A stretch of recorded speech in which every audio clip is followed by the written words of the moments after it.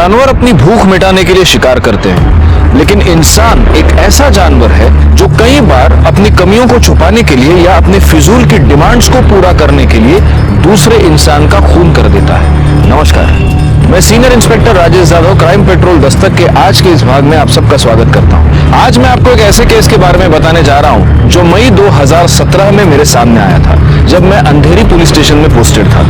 शुरू में हमें यह सिर्फ एक डोमेस्टिक वायलेंस का केस लगा था, लेकिन जब हमने इस केस की छानबीन की, मैं ये देखकर हैरान हो गया कि इंसान जुर्म करने से पहले उसके नतीजे को नहीं सोचता। वो ये नहीं सोचता कि जुर्म करके वो अपनी कब्र खुद खोद रहा है। ये फाइल अर्जेंटली हेडक्वार्टर पहुंचाने ध्यान रखना। अरे अरे पाटिल, वड़ा पाव खत्म करके जाओ यार। सर रुको। सर मेरे पति पागल हो गए। बारे में पुलिस स्टेशन है, मेंटल हॉस्पिटल नहीं। मैं जानती हूँ सर ये पुलिस स्टेशन, और अभी मुझे डॉक्टर से ज्यादा आप लोगों की हेल्प की जरूरत है। मेरे पति जब से घर लौटे तब से एक ही चीज रटे जा रहे हैं, वो उसने उसे मार दिया, वो मुझे भी मार देगा। मुझे मरना नहीं, मुझे बचा लो प्लीज, मुझे बचा लो। एक मिनट मैडम, एक किसने मारा, किसको मारा? सर मुझे नहीं पता, लेकिन 3 हफ्तों से इसके अलावा और कुछ बोल ही नहीं रहे वो। उसको मार दिया, मुझे मार देगा, मुझे मार देगा, उसको मार दिया, मुझे मार देगा, मैं नहीं चाहता, नहीं। बहुत डरे हुए सर, मेरी मदद कीजिए सर। ओके पाटिल, इनके साथ जाकर चेक करो जरा।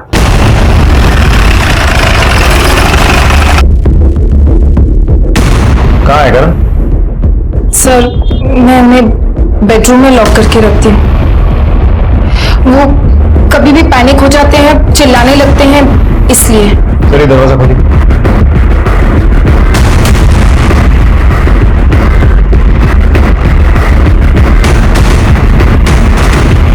ये दरवाजा खुला कैसे? करण! करण! करण! करण! कहाँ है करण? आपने तो कहा था उसको आपने यहाँ लॉक करके रखा है। हाँ सर, मैंने खुद दरवाजे को लॉक लगाया था। हो सकता है उन्हें कमरे की स्पेयर की मिल गई हो और अंदर से दरवाजा खोल के कहीं बाहर निकल। एक मिनट, आप कहना क्या चाहती हैं?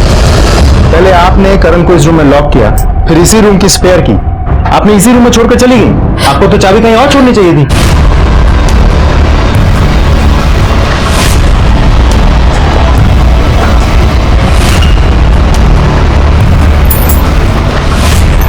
ये सब क्या है? सर करण जब पैनिक होते थे तो बहुत ज्यादा वायलेंट हो जाते थे। सर मैंने उन्हें बांध के इसलिए रखा था ताकि वो किसी को नुकसान ना पहुंचा पाए। आप लोगों में से किसी ने भी आज करण को घर से जाते हुए देखा था? आज तो क्या सर, हमने कब से नहीं देखा उसे। आते जाते कभी भी करण की कोई आवाज नहीं सुनी आप लोगों ने? नहीं सर, ऐसे कोई भी आवाज कभी नहीं सुनी। किसी को उनकी चिल्लाने की आवाज ना आए, इसीलिए मैंने उन्हें उस बेडरूम में लॉक किया था। सर करण अक्सर ऑफिस के काम से बाहर ही रहते थे, लेकिन पिछले 3 हफ्तों से घर पर थे। सिर्फ आपके पति की आवाज बाहर तक ना पहुंचे, इसीलिए आपने अपने पति को रूम में लॉक करके रखा था? जी सर। ठीक है, फिलहाल के लिए आप करण की एक मिसिंग कंप्लेंट लिखवा दीजिए, और अगर वो वापस आए तो मैं इन्फॉर्म करना। उसकी कोई फोटो होगी आपके पास? जी सर।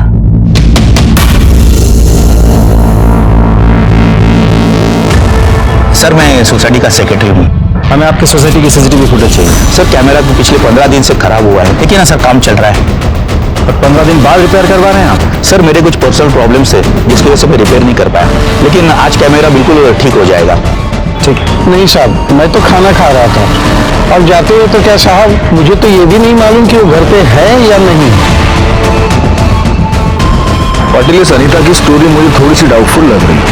कहीं ऐसा तो नहीं कि ये हमें यकीन दिलाना चाह रही है कि करण आज घर से गायब हुआ है, जबकि मामला कुछ और है? हो सकता है सर। एक काम करो, इस करण की मोबाइल लोकेशन और कॉल डिटेल्स निकालो और पता करो ये कहां काम करता है, वहां पूछताछ करो।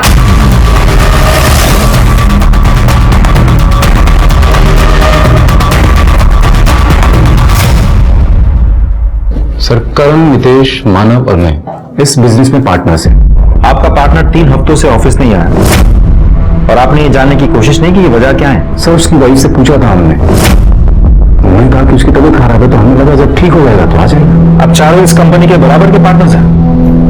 नहीं सर, मैं और आनंद 20-20% के पार्टनर्स हैं और करण 10% का पार्टनर है। और बाकी के 50% मानव। और ये मानव कहाँ है? सर वो भी 3 मई के बाद से ऑफिस में आया नहीं है। उसको फोन करने की कोशिश की पर फोन स्विच ऑफ है। उसकी वाइफ से भी बात हुई हमारी, और वाइफ ने कहा कि फैमिली प्रॉब्लम चालू है तो वो नहीं आ सकते। सर हमने करण के ऑफिस में पूछताछ की। ऑफिस में सबको यही पता है कि करण की तबीयत खराब है, लेकिन उसके पागलपन के बारे में अनीता ने कभी किसी को कुछ नहीं बताया। नेचुरली एक बीवी सारी दुनिया को क्यों बताएगी? सर एक और इंपॉर्टेंट बात पता चली। जिस दिन से करण पागलों जैसे बिहेव करने लगा है, उसी दिन से उसके कंपनी का एक पार्टनर मानव ओझा, जिसके कंपनी में 50% शेयर है, वो भी लापता है। उसका फोन स्विच ऑफ आ रहा है सर। अच्छा, मतलब इन दोनों मिसिंग केसेस में कुछ ना कुछ कनेक्शन हो सकता है। अच्छा एक बात बताओ पाटिल, इन दोनों के अलावा इस कंपनी में कोई और पार्टनर है? जी सर, 2 पार्टनर्स और हैं, आनंद कपूर और रितेश कपासे। दोनों को कंपनी में 20% का शेयर है। ओके, मतलब इस करण का इस कंपनी में सबसे कम शेयर है 10%। पाटिल हो ना हो ये मामला इस कंपनी से ही रिलेटेड है। एक काम कर, इस हाईएस्ट शेयर वाले के घर वालों से बात करते हैं।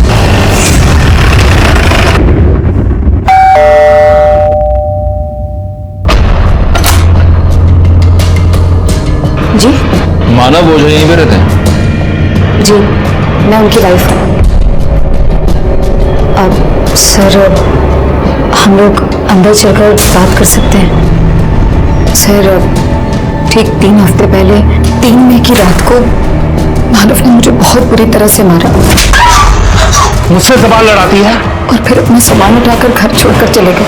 मैंने बहुत रोकने की कोशिश की, पूरी कॉलोनी वालों ने देखा, बहुत तमाशा हुआ, लेकिन मानव ने मेरी एक नहीं सुनी और मुझे अकेला छोड़कर चले गए और अब तक वापस नहीं आए। और ऐसा करने का रीजन? मुझे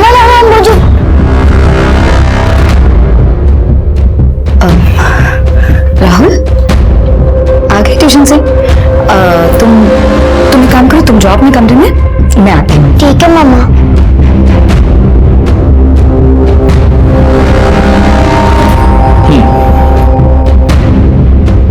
जी वो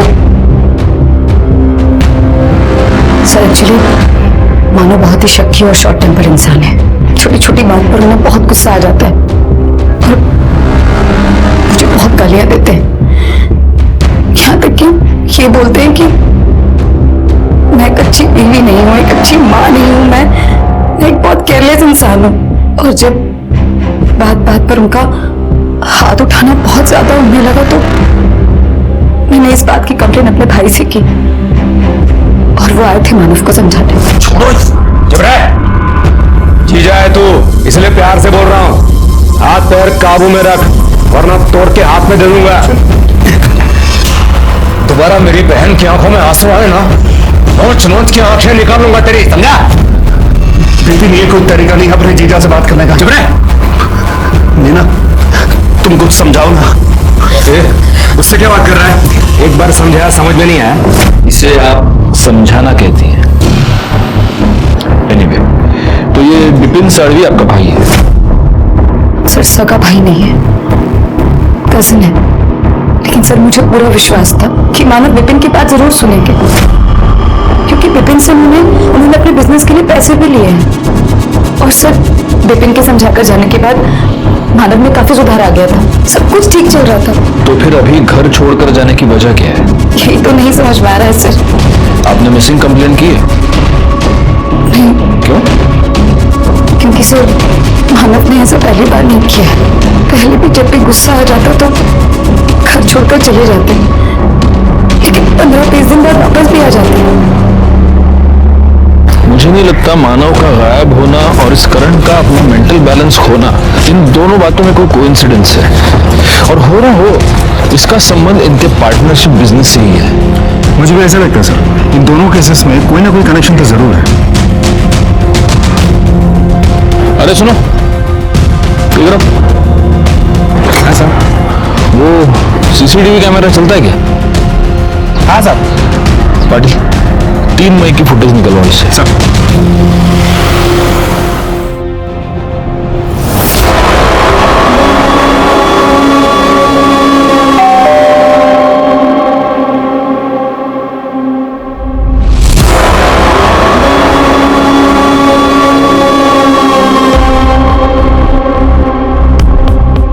मानव ओझा के कॉल रिकॉर्ड्स के मुताबिक फैमिली मेंबर्स, बिजनेस पार्टनर्स और कुछ रेगुलर नंबर्स के अलावा पिछले कुछ महीनों से वो किसी प्रफुल्ल वगेला नाम के एक आदमी से लगातार टच में था और मानव की मोबाइल की लास्ट लोकेशन वर्सोवा का दिखा रहा है।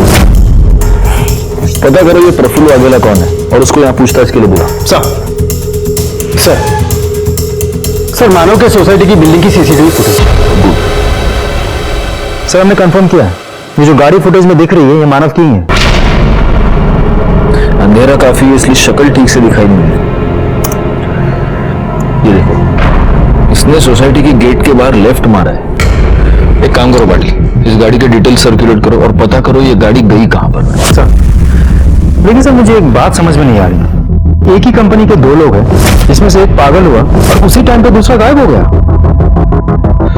कैसा है पाटिल, ये कहानी हमें अनीता ने सुनाई है लेकिन हमारे पास इस बात की कोई कंफर्मेशन नहीं है कि करण सच में पागल हुआ और पिछले 3 हफ्तों से अपने घर में ही है। अच्छा, पड़ोसियों ने कोई आवाज नहीं सुनी।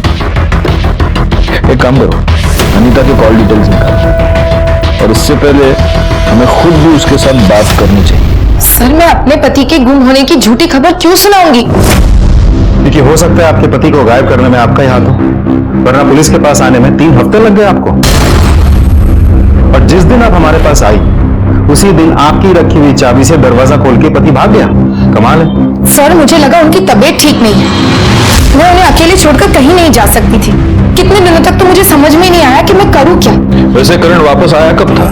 और जब वो आया था तभी भी उसकी हालत ऐसी थी? 3 मई को रात 9 बजे के आसपास आए थे। मैं और मेरी बेटी खुशी जब मार्केट से वापस लौटे तब मैंने देखा। करण क्या कर रहे हो? वो कुछ परेशान लग रहे थे और शायद कबर्ड में कुछ कर रहे थे। अगले दिन मैं उनके लिए सुबह चाय बना रही थी, तब अचानक मुझे उनकी चिल्लाने की आवाज आई।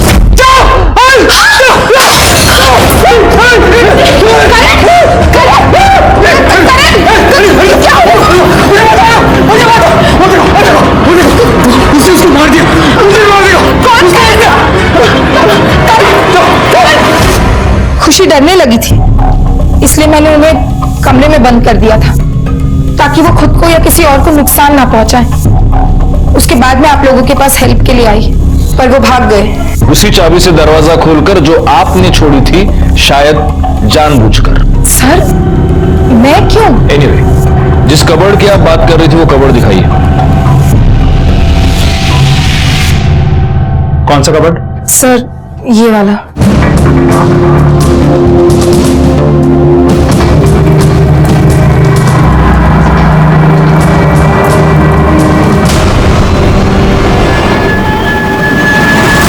ये क्या है? किसकी शर्ट है ये? करण की शर्ट है सर। और ये खून? खून? खून कैसे आया मुझे नहीं पता। नहीं पता? पाटिल, शर्ट को फॉरेंसिक के लिए भेज दो। करण और मानव दोनों पिछले 3 हफ्ते से गायब हैं। एक काम करो पाटिल, ये जो हमें शर्ट पे ब्लड मिला है, चेक करो इन दोनों में से किसी एक का है क्या। और एक और बात, पता करो कि करण और मानव का रिलेशन कैसा था, इनमें कोई अनबन तो नहीं थी। अरे तुमको क्या लगता है शो, मैं 24 घंटा वड़ा पाव ही खाता हूँ क्या? ड्यूटी पे नहीं खा रहा हूं मैं वड़ा पाव। चलो चलो रखो अभी फोन। हाँ ओके बाय। लो। अच्छी कड़क चाय, इसके साथ वड़ा पाव होनी चाहिए, हरी मिर्च। सर जो ब्लड स्टेन वाली शर्ट हमें अनीता के घर से मिली है, ये उसकी फॉरेंसिक रिपोर्ट। पाटिल, इस रिपोर्ट के मुताबिक तो उस शर्ट पर जो ब्लड है वो करण के ब्लड ग्रुप से मैच नहीं हो रहा है। कहीं ऐसा तो नहीं कि ये अनीता और करण दोनों मिलकर हमारे साथ कुछ गेम खेल रहे हैं? एक काम करो, उस शर्ट पर जो ब्लड मिला है उसको मानव के ब्लड ग्रुप से मैच करके देखो।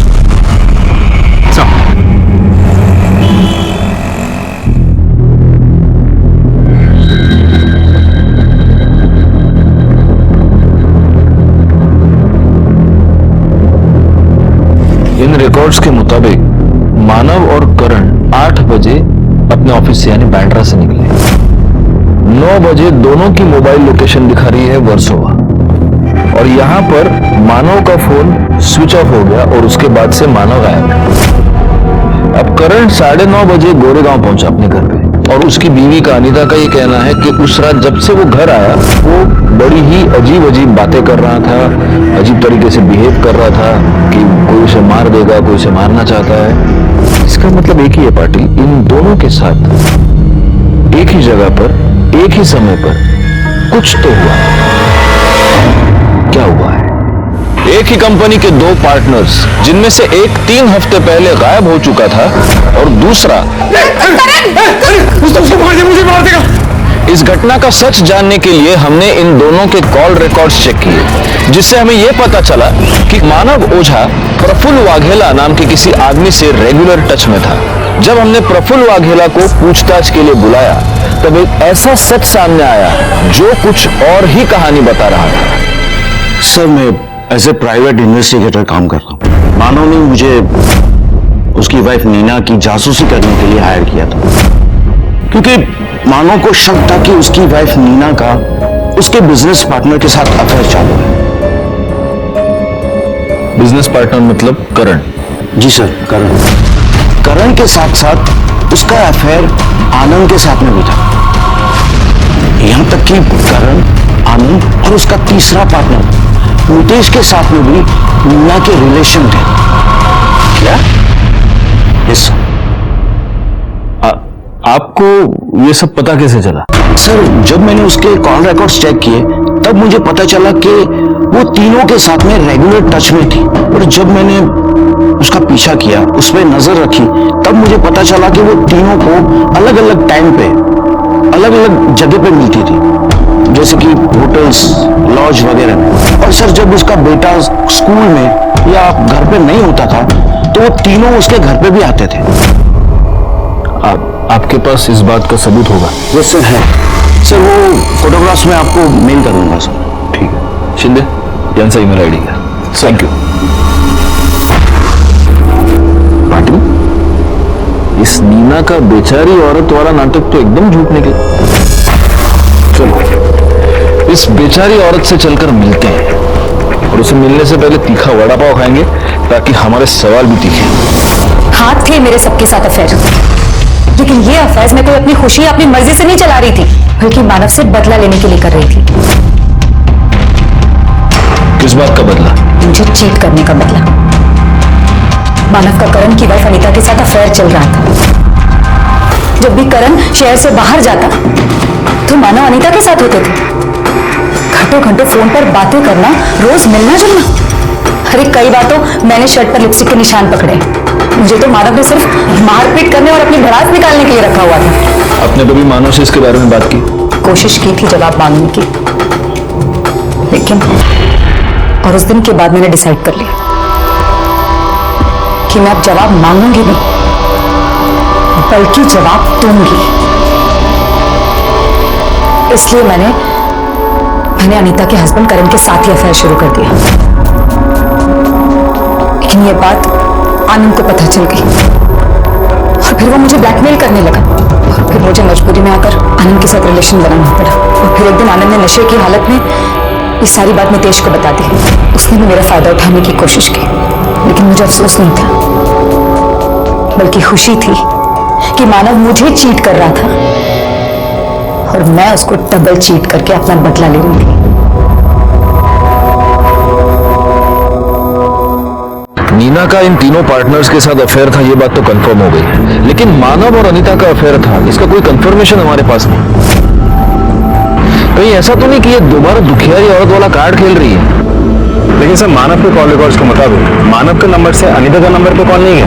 हाँ, अनीता ने जरूर महीने में 1 या 2 बार मानव को कॉल किया, वो भी मुश्किल से 30 सेकंड से 1 मिनट, उससे ज्यादा ड्यूरेशन पे नहीं। हो सकता है कि अनीता को फोन करने के लिए मानव कोई और नंबर यूज करता। एक काम करो, अनीता के कॉल रिकॉर्ड्स चेक करो। चल आप। हाँ, बोला था मैं। अच्छा ठीक। सर, करण के शर्ट पे जो ब्लड मिला था वो मानव के ब्लड ग्रुप से मैच हुआ है। इसका मतलब ये हो सकता है कि मानव मर चुका है और ये काम नीना और इन तीनों पार्टनर्स का ही है। एक काम करो, आनंद और मितेश को पुलिस स्टेशन पूछताछ के लिए बुलाओ। और at the same time Patil तुम इनके ऑफिस जाकर पूछताछ करो। साला पता तो चले इस ऑफिस में चल क्या रहा है।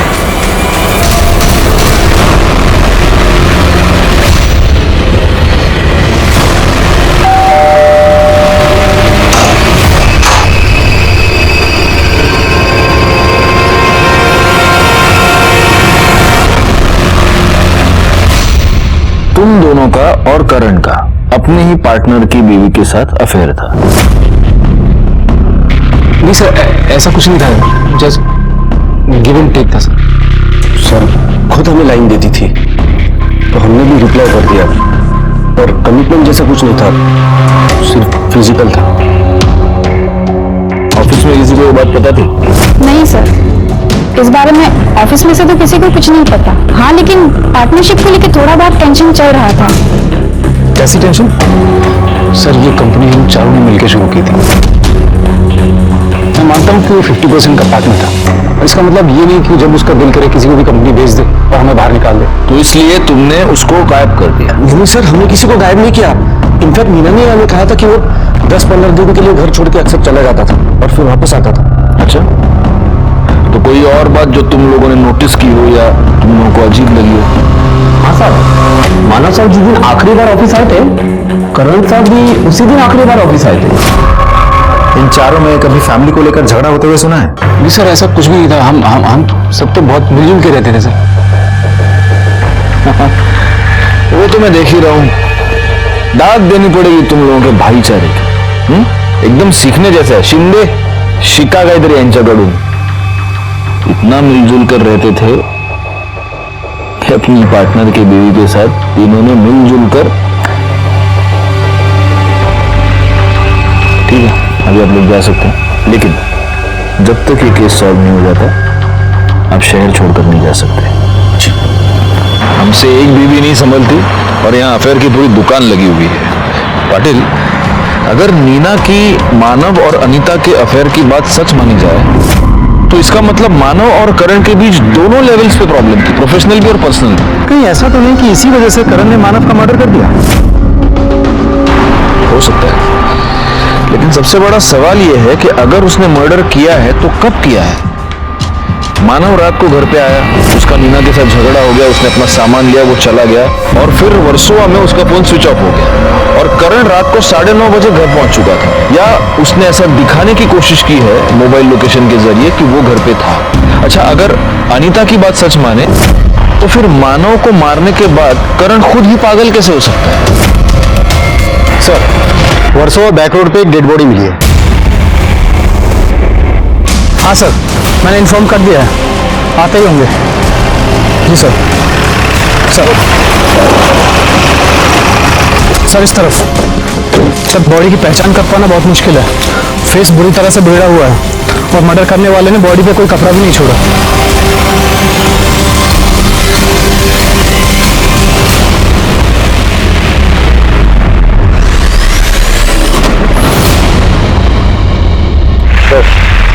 बॉडी की हालत देख के तो लगता है मर्डर 10 से 15 दिन पहले हुआ होगा और काफी हद तक बॉडी डिकम्पोज भी हो चुकी है।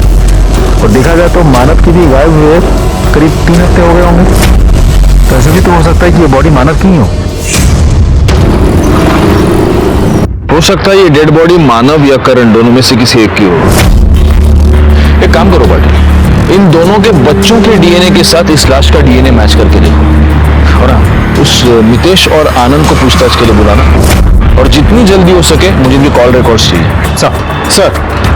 सर 3 मई को रात 10 बजे मानव ओझा की कार नासिक टोल नाका क्रॉस करते हुए सीसीटीवी में दिखी है। इसका मतलब ये मानव ओझा 3 मई को मुंबई से बाहर निकल चुका है, और अगर अनीता की बात सच माने तो सिर्फ 3 दिन पहले करण घर से गायब है। तो हो सकता है कि ये डेड बॉडी किसी और की है। शिंदे, नासिक टोल नाका की सीसीटीवी फुटेज लेकर आ। सर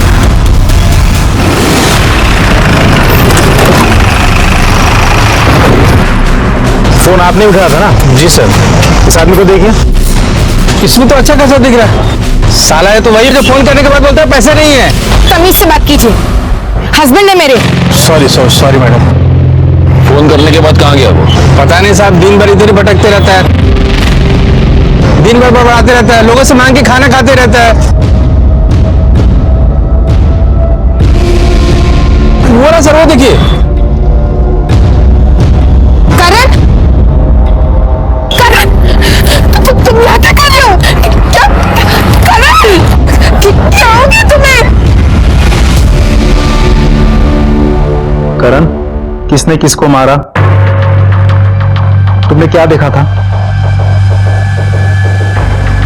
करण, तुम्हें कौन मारना चाहता है? किसके बारे में तुम बोल रहे थे? अच्छा, 3 तारीख को क्या तुम मानव के साथ थे? करण, मानव को किसी ने मार दिया है। समझ में आ रही है तुम्हें?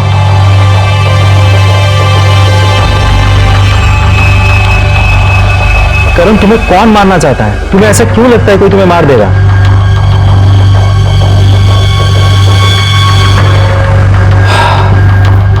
सर, 1 मिनट आइए सर। सर, पिछले 3 घंटे से मैं इस करण से लगातार यही सवाल पूछ रहा हूं, कुछ बोलता ही नहीं। सर, जवाब देना तो दूर की बात है, मुड़ के देखता भी नहीं। क्या करें इसके साथ? या तो ये बहुत अच्छा एक्टर है पाटिल, या सच में सदमे में है। दोनों सूरतों में इसके पास कोई इंफॉर्मेशन है जो हमें इससे निकलवानी है। अब सवाल यह है कि कैसे निकलवाएं। एक रास्ता है,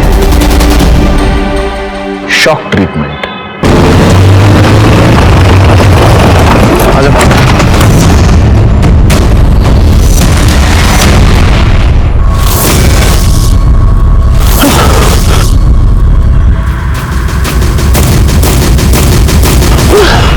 मुझे मार दिया, मुझे मार दिया, मुझे मार दिया, मुझे मार देगा, मुझे मार देगा, मुझे मार देगा, वो मुझे मार देगा, मुझे मार देगा, मुझे मार देगा। करण, करण, मार देगा मुझे, मार देगा मुझे। पाटिल, पाटिल आराम मत। करण, नहीं, आराम से। नहीं नहीं नहीं, शिंदे पकड़ो उसे, मार देगा मुझे, मार देगा, करण मार देगा मुझे। कुछ नहीं होगा, कुछ नहीं होगा। शांत, शांत। चलो बिठाओ सर। आपकी थ्योरी काम कर गई। करण के रिएक्शन से साफ पता चल रहा है कि बॉडी मानव की ही थी, और शायद इसने मर्डर होते हुए देख लिया था। करण के रिएक्शन और राहुल के डीएनए रिपोर्ट से यह साबित हो गया कि वो लाश मानव ओझा की थी। पोस्टमार्टम रिपोर्ट से हमें यह पता चला कि मानव ओझा को पहले पेट में चाकू मारा गया और उसके बाद किसी बड़े पत्थर से उसका चेहरा कुचल दिया गया, जिससे उसकी मौत हुई। हम सिर्फ करण के ठीक होने का इंतजार नहीं कर सकते थे, इसीलिए हमने मानव के दूसरे 2 पार्टनर्स आनंद और मितेश की पूछताछ शुरू कर दी, इस उम्मीद पर कि इन दोनों के जरिए हम मानव के कातिल तक पहुंच पाए। सर, मुझे तो यकीन नहीं आ रहा है कि मानव का मर्डर हो गया। जितना जल्दी यकीन करोगे उतना तुम्हारे लिए अच्छा है, क्योंकि आगे भी बहुत सारी बातों पर अब तुम्हें यकीन करना है। जिस दिन मानव का मर्डर हुआ उस दिन तुम्हारी और मितेश की दोनों की मोबाइल लोकेशन वर्सोवा थी, और वर्सोवा में ही हमें मानव की डेड बॉडी मिली। सर, मैं आप वो हम दोनों बहुत टेंशन में थे सर, जब से हमें पता चला था कि वो पार्टनरशिप से हमको बाहर कर देना चाहता है। और ऑफिस से निकलते उस दिन हमने बियर पी थी सर, सीधा हम दोनों साथ में घर के लिए निकले थे। रास्ते में भूख लगी तो वर्सोवा में एक बहुत फेमस अंडा भुर्जी का स्टॉल है सर, वहीं से हमने खाना खाने के लिए रुक गए थे। अरे तो तुम वर्सोवा गए और तुमने वहां की बुर्जी नहीं खाई? एक्चुअली मैं वेजिटेरियन हूँ ना, अंडा नहीं खाता हूँ। तुम अंडा नहीं खाते? आओ, अब तुझे अंडा खिलाते, आजा। सर, ये झूठ बोल रहा है, तू झूठ बोल रहा है, तू झूठ बोल रहा है। मैं बोल रहा हूँ, अभी सच बोल दे, ठीक है ना? तू बोलिए ना सच, जो है मैंने बोला ना सच, अब तू बोलना सच। अरे शांति शांति शांति, मुझे पता है कि तुम दोनों झूठ बोल रहे हो, क्योंकि ये तुम दोनों के कॉल रिकॉर्ड्स है, जिससे साफ पता चलता है कि तुम दोनों वर्सोवा भुर्जी खाने नहीं गए थे। तुम दोनों कॉन्ट्रैक्ट किलर मुरुगन स्वामी से मिलने गए थे। अब ये अच्छा होगा कि तुम दोनों सच सच बता दो, नहीं तो पाटिल तुम दोनों की बुर्जी बना देंगे, और इससे पहले ये हरी हरी मिर्ची तुम्हें खिलाएंगे। या पाटिल, या। सर, हम वर्सोवा गए थे सर, मुरुगन स्वामी से मिलने के लिए। तो हम लोग मानव से बहुत परेशान हो गए थे, इसलिए तुमने मानव की सुपारी दे दी? नहीं सर, हमने सिर्फ उससे बात की थी, लेकिन वो बहुत पैसा मांग रहा था तो हम वापस आ गए थे। और ये सब हमने दारू के नशे में किया था, वरना हम ऐसा कभी सोचते भी नहीं। तुम क्या सोचते और क्या नहीं सोचते ये तुम्हें पता लगा कर रहूंगा। फिलहाल ये बताओ, इस तुम्हारे प्लान में करण भी शामिल था? हाँ सर, करण ने हमको मुरुगन स्वामी के बारे में बताया था सर। उसका पता नहीं, पर हम दोबारा मुरुगन के पास कभी नहीं गए थे। तुम्हें ऐसा लगता है कि अब मैं तुम्हारा यकीन करूंगा? पाटिल सर घेऊन जाए ना। चलिए। इस केस को सॉल्व करने के लिए हमें ठोस सबूत चाहिए पाटिल, क्योंकि ऐसा है, यहाँ पर हम इन लोगों से उगलवा भी लेंगे तो कोर्ट में लोग मुकर जाएंगे और ये केस सिर्फ एक गॉसिप बनकर रह जाएगा। सब ऐसे मितेश और आनंद के कॉल रिकॉर्ड से हमें मुरुगन का नंबर मिल गया और नंबर भी ट्रेस पे डाल दिया। सर, शकील अहमद पकड़ा गया, उसे लेके आ रहे हैं। साहब, अपन ने किसी को मारा वारा नहीं है। अपन को कॉल आया था एक गाड़ी छोड़ने का, नासिक टोल नाका के आगे जंगल में 5,000 रुपया मिलेगा। सब अपने गाड़ी छोड़ा और घर आ गए। काम खत्म साहब। सब इसके आगे पीछे का अपने को कुछ मालूम नहीं। सिर्फ गाड़ी छोड़ने के लिए 5,000 रुपए? हाँ, पुलिस को बेवकूफ समझ के रखा है क्या? था गाड़ी के अंदर क्या था? बोल। सच्ची बोलता है साहब, कुछ नहीं था। अपने कुछ चेक किया था कि कहीं डेड बॉडी या ड्रग्स वग्स का लोचा तो नहीं है। गाड़ी एकदम क्लीन था। फोन किसने किया था? मालूम नहीं साहब, 10-15 दिन पहले आया था तो साहब अपन को नंबर भी याद नहीं। पैसा किसने दिया? वो भी मालूम नहीं साहब। सब झूठ। हाँ, वो अपन को बोला, फोन पर बोला कि गाड़ी के डैशबोर्ड के अंदर ही 5,000 रुपया रखा है, गाड़ी जंगल में छोड़ और घर को जा। अपन ने सब गाड़ी छोड़ा और पैसा लेकर घर को आ गया। सब अपन को पैसा मिल गया तो अब इसके आगे पीछे अपन काय को मगजमारी करेगा कि खून दिया, क्यों दिया, काय को दिया। शकील ने जहाँ गाड़ी छोड़ी है वहां से उसे रिकवर करो और उसे फॉरेंसिक के लिए भेज दो। इस शकील के एलिबाई भी चेक करना पाटिल। उसके कॉल रिकॉर्ड से वो नंबर निकालो जिससे उससे गाड़ी ठिकाने लगाने के लिए फोन आया था। एक बात मेरे समझ में नहीं आ रही, अगर मुरुगन ने मानव को मारने की सुपारी ली थी तो फिर गाड़ी उसने खुद ठिकाने क्यों नहीं लगाई? उसके लिए शकील को क्यों बुलाया? सर, यह भी तो हो सकता है कि सुपारी मानव के बाकी के पार्टनर्स ने दी हो। लेकिन अगर मानव के पार्टनर्स ने सुपारी दी थी तो फिर करण मानव के साथ क्यों गया? करण इसलिए मानव के साथ था ताकि मानव कहीं और न जा पहुंचे। इसका मतलब ये सब प्लान्ड था।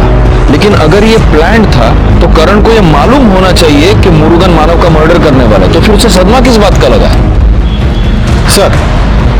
सर, मैंने नीना और मानव दोनों के बैंक डिटेल्स चेक की तो पता चला कि नीना के बैंक अकाउंट में नीना के भाई विपिन सालवी ने 30 लाख रुपए ट्रांसफर किए। सर, आप ये कहना चाहते हो कि मैं अपने हाथों से अपने बहन को विधवा बना सकता हूं? आप ऐसा सोच भी कैसे सकते हो सर? आप इतने मेलोड्रामेटिक क्यों हो रहे हैं? मैंने आपको एक सिंपल सवाल पूछा। आपने मानव को इससे पहले पैसे दिए थे जो उसने आपको लौटाए नहीं, उसके बावजूद आपने 30 लाख रुपए आपकी बहन के अकाउंट में ट्रांसफर किए। क्यों? क्योंकि वो मेरी बहन थी सर। बहन को पैसे देना कोई क्राइम है क्या? नहीं, लेकिन बहन की पति का मर्डर करना क्राइम है। अब एक रीजन दीजिए सर, मैं क्यों मारूंगा उसे? अगर कोई रीजन होगा तो वो आप खुद हमें बताएं। आपको क्या लगता है सर? इस विपिन के पास कोई स्ट्रॉन्ग मोटिव नजर नहीं आ रहा। हालांकि अभी जो उसने मेलोड्रामा किया उससे मुझे लग रहा है कि गड़बड़ है। एक काम करो, उसके कॉल रिकॉर्ड्स निकालो। हाँ, बोला।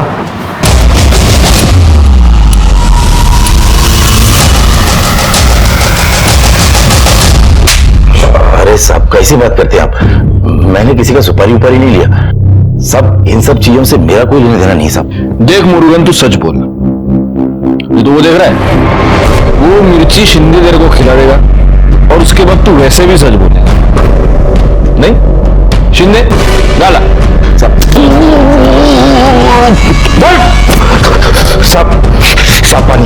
पानी दो साहब। पहले सच बोल फिर पानी। साहब, वो दोनों लोग के लोग मेरे पास आए थे साहब। वो आनंद और वो मितेश दोनों मेरे को सुपारी देने को आए थे साहब।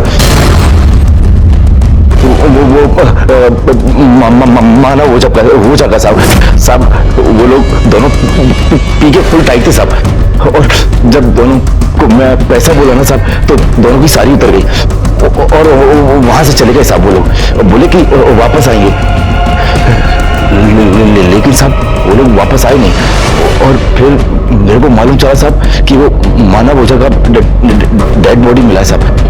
मेरे को पूरा यकीन था वो दोनों लुखे लोग आपके सामने मेरा ही नाम लेंगे साहब, इसके लिए चुप गया साहब। आनंद और मितेश का बयान एक दूसरे से मैच हो रहा है कि वो सुपारी का पैसा सुनने के बाद दोबारा गए ही नहीं। इसका मतलब करण ने ही मानव का मर्डर करवाया है और अब पागलपन का नाटक कर रहा है ताकि वो सजा से बच जाए। एक मिनट। हेलो, हाँ बोलिए अनीता जी। क्या?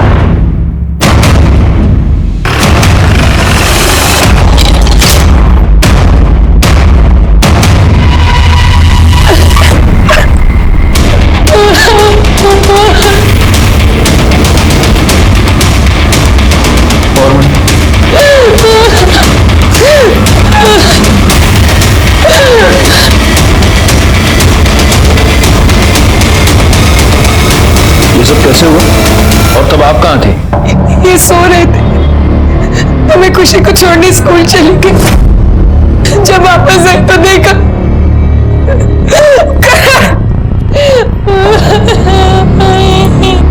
शिंदे, घर चेक करा, मर्डर वेपन सापड़ता है। सोसाइटी के सारे सीसीटीवी कैमरा चेक करो, तब तक मैं पड़ोसियों से बात करता हूँ। जी सर शादी थी इसलिए मैक्सिमम लोग सब नीचे ही थे, इसलिए शायद किसी ने नोटिस नहीं किया होगा। और सर मैं करण जी की नीचे वाले फ्लोर पे रहती हूँ। तैयार होकर शादी के लिए जा रही थी, अचानक जोर जोर से चिल्लाने की आवाज आई। मुझे लगा करण जी तो रोज ही चिल्लाते हैं, उसने नई बात किया है, इसलिए सर मैंने ध्यान नहीं दिया और मैं नीचे आ गई। आपने जब ये चिल्लाने की आवाज सुनी तब टाइम क्या हुआ? 2-2:30 बजे के आसपास था सर। जी सर, नहीं हम उस सोसाइटी में ही हैं sir. I let you know. या ओके, थैंक्स सर। शादी की वजह से बहुत लोग आ जा रहे हैं, इसलिए सीसीटीवी फुटेज चेक करके कुछ समझ में नहीं आ रहा है। मुझे अनीता पर शक। अनीता को पुलिस स्टेशन पूछताछ के लिए बुलाओ। जब करण घर से गायब हुआ तब आप घर पे नहीं थी, जब करण का मर्डर हुआ तब आप घर पे नहीं थी। ये कोई इत्तेफाक नहीं है। या तो तुमने करण का मर्डर किया है या करवाया है, क्योंकि तुम्हें यह पता चल चुका था कि करण का नीना के साथ अफेयर चल रहा था।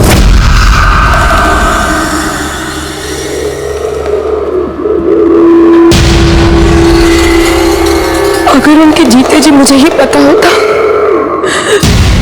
तो मैं उन्हें छोड़ जरूर देती, लेकिन मर्डर करती या करवाती नहीं कि मुझे जेल हो जाती। और मेरे बच्चे का इस दुनिया में मेरे अलावा और कोई नहीं। अनीता के पास मानव को मारने का कोई मोटिव नजर नहीं आता। और एक बात तो तय है कि जिसने मानव का मर्डर किया है उसी ने करण का मर्डर किया है।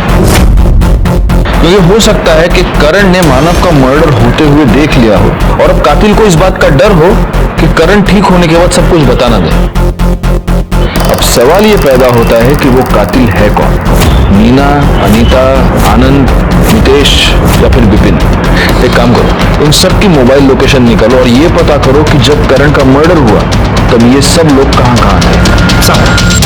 दिन रात मेहनत करने के बावजूद हमारे हाथ में कोई रिजल्ट नहीं लग रहा था और अब हम एक नहीं 2 मर्डर्स की इन्वेस्टिगेशन कर रहे थे। मैं ये जरूर जानता था कि इन दोनों केसेस में कुछ ना कुछ कॉमन है, पर वो क्या बात है ये समझ में नहीं आ रहा था। और तभी मेरे दिमाग में कुछ क्लिक हुआ।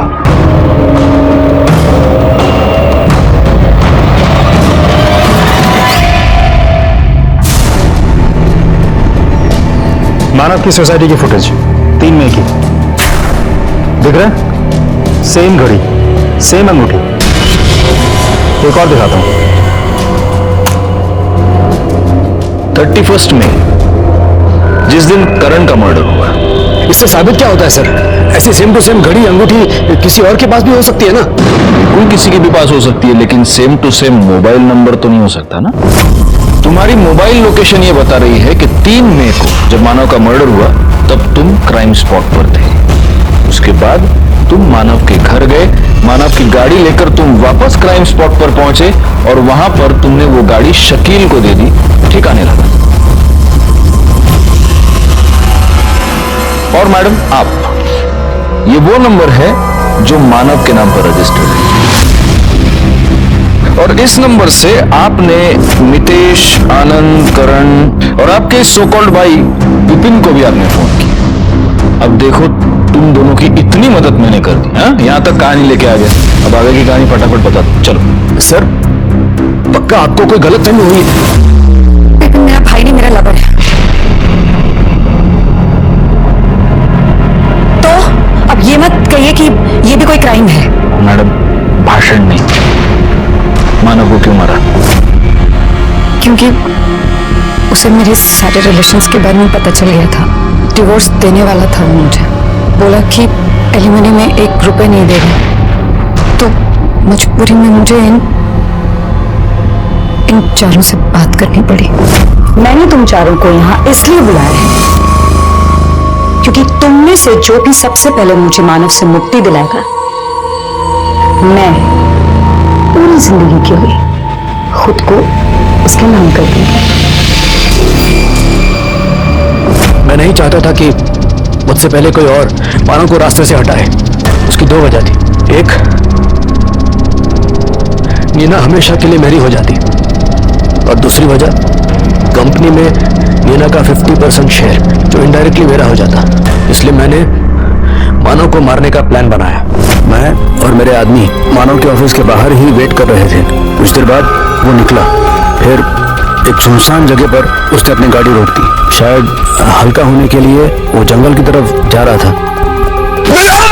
उसकी चीख सुनकर करण वहां भाग कर आया। मैं करण को देखकर हैरान था कि ये कब आया। मुझे नहीं मालूम था कि वो मानव के साथ है। करण खून देखकर डर गया। मैं ये सोच के डर गया कि ये बचा तो मुझे मरवा देगा, इसलिए मैंने उसे पकड़ा।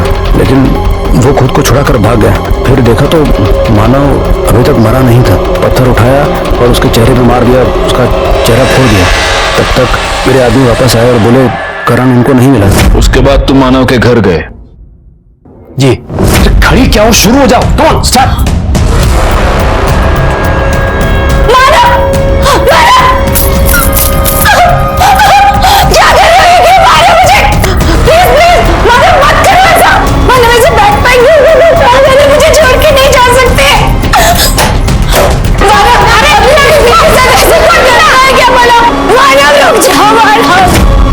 उसके बाद मैं वापस वहीं आया जहां मैंने मानव का खून किया था। गाड़ी वहां पे छोड़ी और शकील को लैंडलाइन से फोन किया। मुझे मालूम था करण को भी मारना पड़ेगा। मैंने उसके घर के ताले की डुप्लीकेट चाबी बना रखी थी। उसके घर का ताला खोला और अंदर दाखिल होकर जब करण अकेला था उसे भी मार दिया। करण के मरने के बाद हमें ऐसा लगा अब हम सेफ हैं, लेकिन जुर्म कभी भी छुपता नहीं है। क्या इस केस में विक्टिम्स को इस जुर्म की दस्तक नहीं मिली थी? जरूर मिली होगी, पर वो उसे समझ नहीं पाए। विपिन और नीना दोनों को अपने किए की सजा मिली, लेकिन यहां सबसे बड़ी सजा हुई मानव और नीना के बेटे राहुल और करण की पत्नी अनीता और उसकी बच्ची को। देखते हैं हमारे आज के एपिसोड की दूसरी कहानी।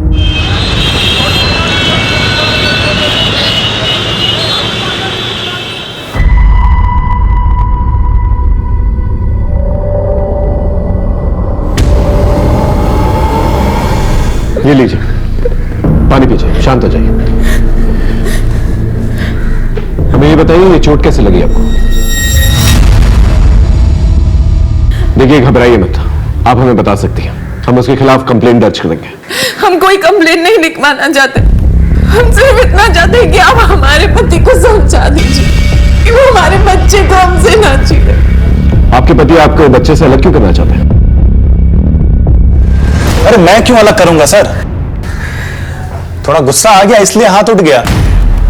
और झगड़े किस घर में नहीं होते आप ही बताइए। लेकिन इनको देखिए, ये मैडम तो पुलिस में चली आई कंप्लेन लेकर के। आपकी पत्नी आपके खिलाफ कोई कंप्लेंट दर्ज नहीं करवाना चाहती, इसे छोड़ रहे हैं हम आपको। मैडम, आप जा सकते हैं। मिस्टर विजय, रुकिए। आइंदा अगर आपको गुस्सा आए ना तो ठंडा पानी पी लीजिएगा, गुस्सा शांत हो जाएगा। वो क्या है ना कि मुझे भी बहुत गुस्सा आता है, और अगर मुझे गुस्सा आ गया ना तो आपकी सेहत के लिए ठीक नहीं होगी, समझ गया ना? अब आप जा सकते हैं।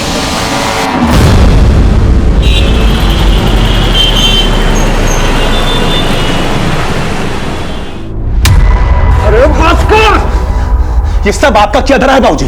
अब हमको बोल रहे हैं कि बस करो। हाँ तो क्या करोगे? जान से मार दोगे इसे? बाबूजी इनको जो करना है करे, हम इनको रोकेंगे नहीं, मगर नमन को मुझसे अलग मत करो। पगला गई हो क्या? कौन छीन रहा तुम्हारे नमन को तुमसे? अपने कमरे में जाओ, बाकी काम देखते हैं। जाओ।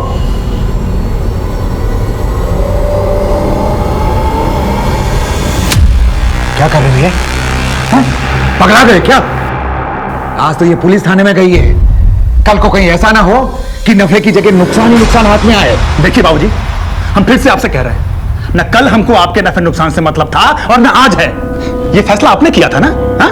तो अब आप झेलेंगे इसको। नफे नुकसान की बात करते हैं, दिमाग खराब हो गया इसका।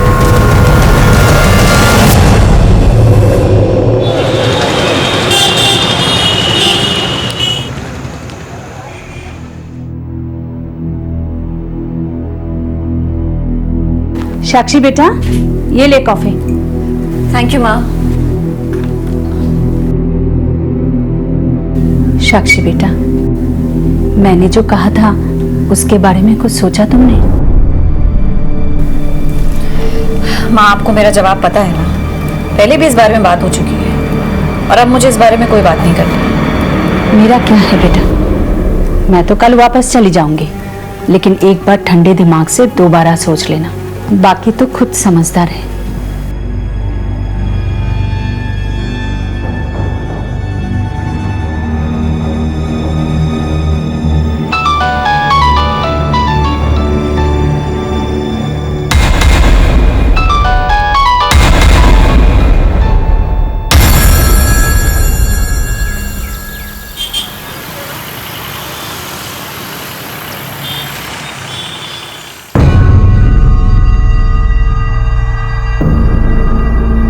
दूध और अखबार भी किसी ने उठाया क्यों नहीं? बहू, बहू, बहू, क्या बात है? आज न तो तुमने अखबार उठाया न दूध उठाया। बसंत, बसंत, बसंत भी नहीं दिखाई दे रहा है। बहू, तुमने कहीं भेजा है क्या उसे? क्या हुआ, तुम जवाब क्यों नहीं दे रही हो?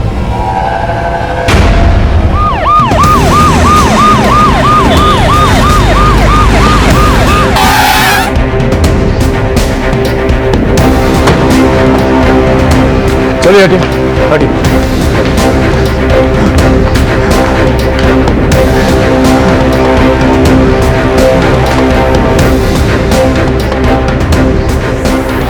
सिर्फ हमारे पति ने हमें घर से बाहर निकाल दिया। ये तो वही औरत है जो 2 दिन पहले पुलिस स्टेशन आई थी। हाँ सर, वो पति पत्नी का झगड़े का मामला था। थोड़ा गुस्सा आ गया इसलिए हाथ उठ गया। और झगड़े किस घर में नहीं होते, आप ही बताइए। घर में कोई चोरी हुई है? पता नहीं सर। दुबे घर की तलाशी लो, देखो मर्डर वेपन मिलता है कि नहीं, और घर के चाकू छुरियों को उस घाव के साथ मैच करके देखो। चलो।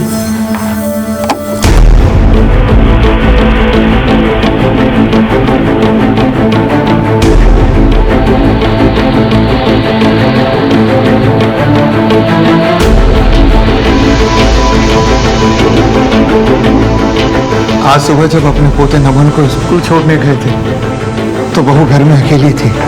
वापस आए तो दूध और अखबार बाहर ही पड़ा हुआ था। उसे उठाकर अंदर लेकर आए, तब तक ये हो चुका था। तो क्या ये दरवाजा खुला था? दरवाजा तो हमेशा बंद रहता है, पर पता नहीं आज कैसे खुला रह गया। और इस बारे में जानकारी किस किस को है? फैमिली मेंबर और घर का नौकर बसंत। ये बसंत का है? अभी तक तो आ जाना चाहिए था, पर पता नहीं क्यों नहीं आया वो।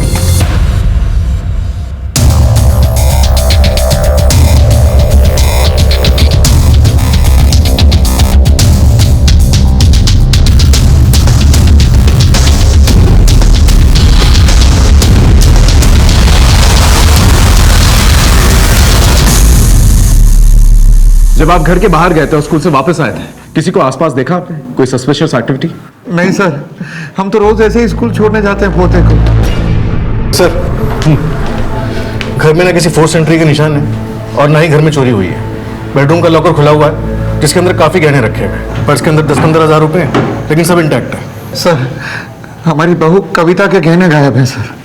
मतलब कविता की बॉडी पे जो गहने थे सिर्फ वही गायब है, जबकि इतनी सारी चीजें हैं चोरी करने के लिए। ये कैसे चोरी हुई? आप आइडेंटिफाई कर सकते हैं कि ये कौन सी गहने चोरी हुए थे? एक मिनट सर, ये देखिए, ये हमारी बहू ने जो गहने पहने हैं वो गायब है सर। दुबे, इन फोटोज की कॉपी बनाओ और गहनों के सेलर्स को भेजो, उन्हें अलर्ट करो, इन्हें बेचने की कोशिश की जा सकती है। सर 2 दिन पहले आपके बेटे और बहू के बीच में झगड़ा हुआ था। थोड़ा गुस्सा आ गया इसलिए हाथ उठ गया, और झगड़ा किस घर में नहीं होते आप ही बताइए। आपका बेटा कहाँ है? वो तो कल रात को कलकत्ता चला गया बिजनेस के सिलसिले में। यहाँ आपकी बहू का मर्डर हुआ है और 12 घंटा पहले आपका बेटा कोलकाता चला जाता है। कुछ ज्यादा ही कोइंसिडेंस नहीं है ये? बाबूजी, ये क्या हुआ? ये कौन? घर का नौकर बसंत। कहाँ थे तुम? साहब, हम बाजार गए थे सब्जी लाने, और भाभी जी ने कुछ सामान मंगाया था तो इसलिए हम लेट हो गए। दुबे, बॉडी को पोस्टमार्टम के लिए भेज दो, और मिस्टर अशोक, अपने बेटे को इन्फॉर्म कीजिए कि जल्द से जल्द वो यहाँ आए। दुबे, कलकत्ता से विजय के बारे में पता कर, इस घर के नौकर, न्यूज़पेपर और दूध वाले के बारे में पूछताछ कर। एक आम घर की गृहिणी का उसी के घर में मर्डर हो जाता है। जब हम ये केस सुलझाने के लिए गए तो परत दर परत कई पहेलियां सामने हैं।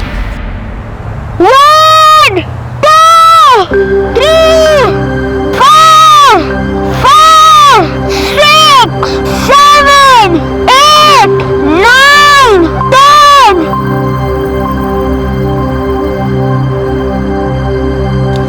पकड़ लिया, पकड़ लिया।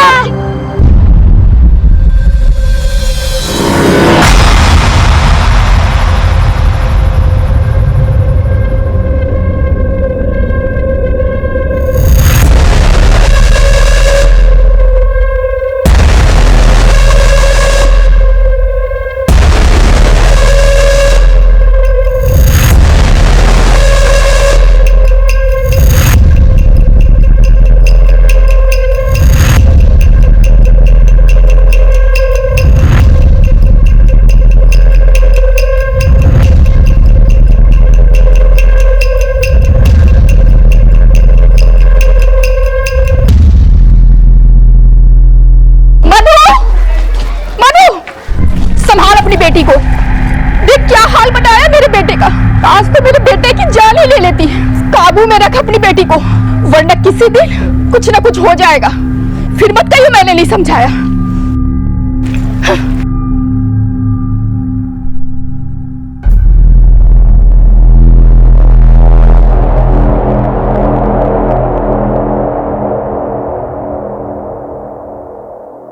हाँ तो बोलो।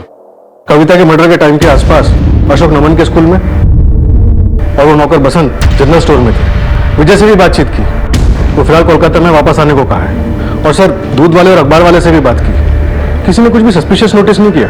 इसका मतलब कविता का जिसने भी मर्डर किया वो उसके घर वालों की मूवमेंट अच्छी तरह से जानता था। इतनी अच्छी प्लानिंग या तो कोई घर वाला कर सकता है या फिर वो जो कविता पे इतने दिनों से नजर रखा। इतनी अच्छी प्लानिंग करके, इस तरह से नजर रख के वो एक मर्डर करेगा और सिर्फ कविता के पहनने में गहने चुराएगा, जबकि घर में इतने सारे गहने मौजूद हैं, कैश मौजूद है, उन्हें किसी ने हाथ नहीं लगाया। कोई ऐसा मर्डर क्यों करेगा? दुबे, ये मत बोलो कि 2 दिन पहले कविता के साथ मारपीट की गई थी। हो सकता है उसके घर वालों ने उसे मारा और पुलिस को भटकाने के लिए ये चोरी का एंगल क्रिएट किया गया। एक काम करो, कविता की कॉलोनी में जाकर उसके घर वालों के बारे में पूछताछ कर, देखो क्या निकल के आता है।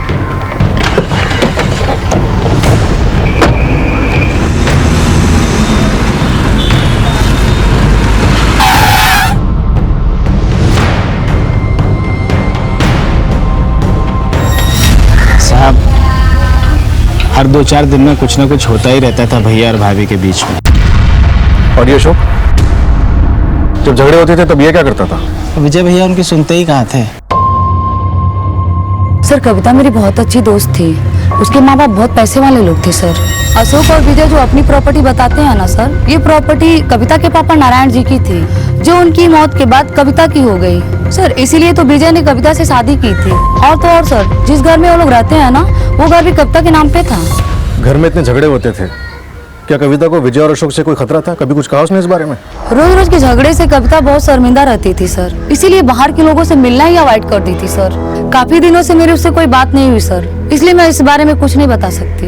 कविता के कोई रिलेटिव्स? हाँ सर, सीतापुर रोड में उनके एक चाचा रहते हैं।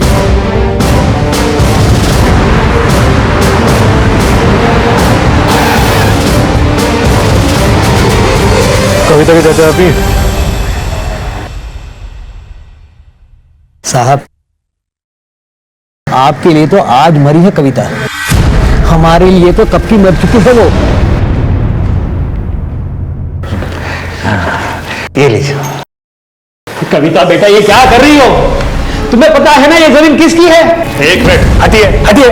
ये जमीन हमारी पत्नी कविता के नाम है और ये अपने रजामंदी से उसको बेच रही है। कविता बेटा, हम लोग सड़क पर आ जाएंगे। ये जमीन के अलावा हमारे पास कुछ नहीं है। तुम तो भांजी हो ना, ऐसा मत करो कविता बेटा। अरे चाची, आप हटिए बगल में। वकील साहब, काम हुआ पेपर का पूरा? चलो कविता। हमारे बड़े भाई साहब यानी कविता के पिताजी ने ये जमीन हमें दी थी, लेकिन हमारे नाम पर करने के पहले ही वो गुजर गए। कविता ने इस बात का फायदा उठाया और जमीन को बेच दी। अब चाहे वो मरे या कोई उसे मार दे, हमें इससे क्या? तो ऐसा तो नहीं कि बदला लेने के लिए आपने कविता को मार दिया? इस सुरेंद्र पे नजर रखो और उसका बैकग्राउंड चेक करो और पता करो 2 दिन पहले कहाँ था। जी सर। अरे ये भूत है, इसके साथ नहीं खेलेंगे।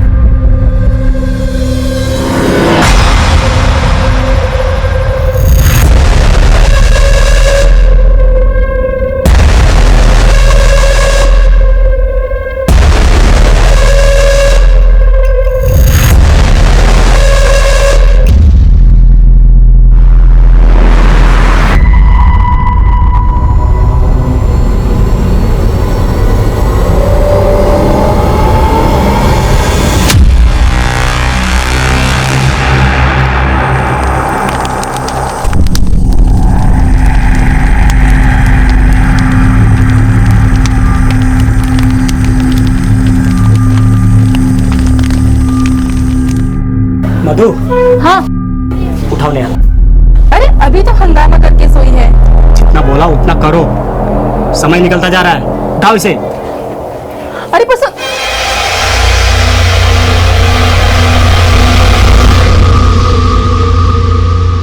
बीवी से भी ज्यादा जरूरी काम था कि उसके मर्डर के बाद भी तुम कोलकाता में रह गए।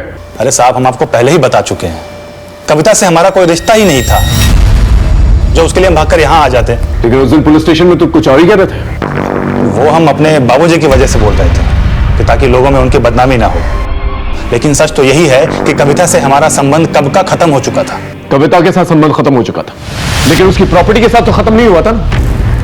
उसकी एक इंच की प्रॉपर्टी तूने और तेरे बाप ने बेच डाली, और जब उसके पास कुछ नहीं बचा बेचने के लिए तो तूने उसे जान से मार डाला। देखिए सर, इस एंगल में आप ना ही पड़े तो बेहतर है। हमें मत पता किस एंगल में जाना हो, किस एंगल में नहीं, समझा? मिस्टर विजय, तुम्हारी पत्नी कविता की मौत के बाद तो फायदा तुम्हें पहुंचेगा ना। जिस घर में तुम लोग रहते हो अब वो तुम्हारे नाम हो जाएगा, पति जो हो तुम उसके। देखिए साहब, किसका फायदा होगा किसका नुकसान होगा ये पता करना आप लोगों का काम है। कविता के मौत से हमारा कोई लेना देना नहीं है, हम बस अपना बिजनेस सेटअप कर रहे हैं। ठीक है, जा सकते हो। धन्यवाद। दुबे, जिस दिन कविता आई थी पुलिस स्टेशन में, उसी दिन हमें अलर्ट हो जाना चाहिए था। हम कर भी क्या सकते थे सर, कविता खुद ही कोई एक्शन नहीं लेना चाहती थी।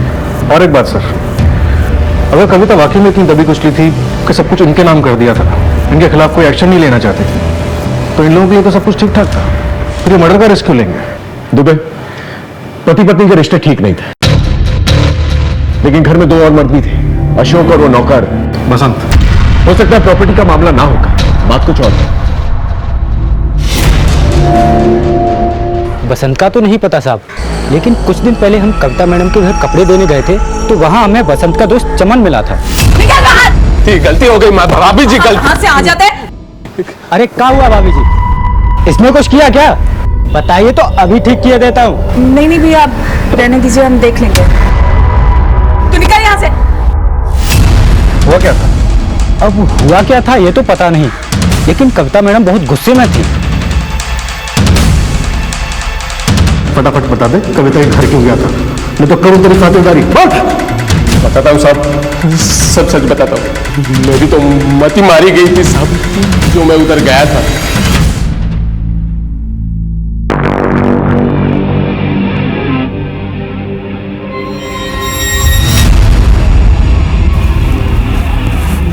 यहाँ कैसे है? तुम चमन हो ना, बसंत के दोस्त? हाँ मैडम। तुम बेडरूम में क्या कर रहे हो? बेडरूम में ही तो आना था ना मैडम। हमने सोचा बसंत तो रोज आता है, आज हम चले आए। देखो ना मैडम, हम बसंत से कितने खूबसूरत दिखते हैं। आप उसके साथ कर सकती हैं, हमारे साथ क्यों नहीं कर सकती मैडम? हमें भी तो मौका दीजिए ना। माफ कीजिए मैडम, कविता और बसंत के संबंध है, ये बात तुझे बसंत ने बताई थी? हाँ साहब, उसी ने बताई थी मुझे। और ये बात का तूने यकीन कर लिया कि वो सच बोल रहा है? वो सच ही बोल रहा था साहब, क्योंकि उसने मुझे एक वीडियो दिया था अपना और वो मैडम का।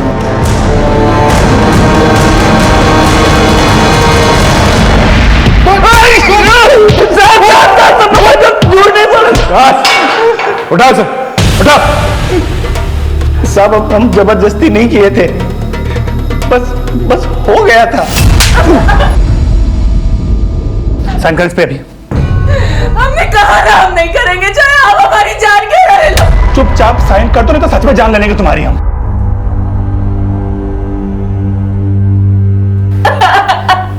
भाभी जी सब ठीक हो जाएगा। कैसे होगा सब ठीक?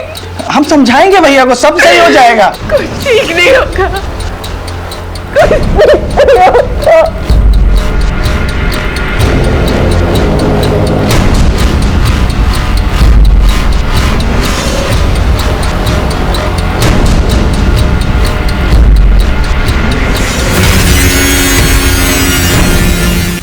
भगत साहब, ये एक ही बार हुआ था, पर इसके लिए कविता भाभी को बहुत पछतावा भी हुआ। बहुत बड़ी गलती हो गई है हमसे बसंत। हम इस बात को भूल जाए, यही हम दोनों के लिए अच्छा है। तुम इस बारे में किसी को कुछ नहीं बताना। लेकिन तूने ऐसा नहीं किया। तूने इसके जरिए कविता को ब्लैकमेल करने की कोशिश की, और जब कविता को चमन के बारे में पता चला तो तेरा और कविता के बीच में झगड़ा हुआ और तूने कविता को मार दिया।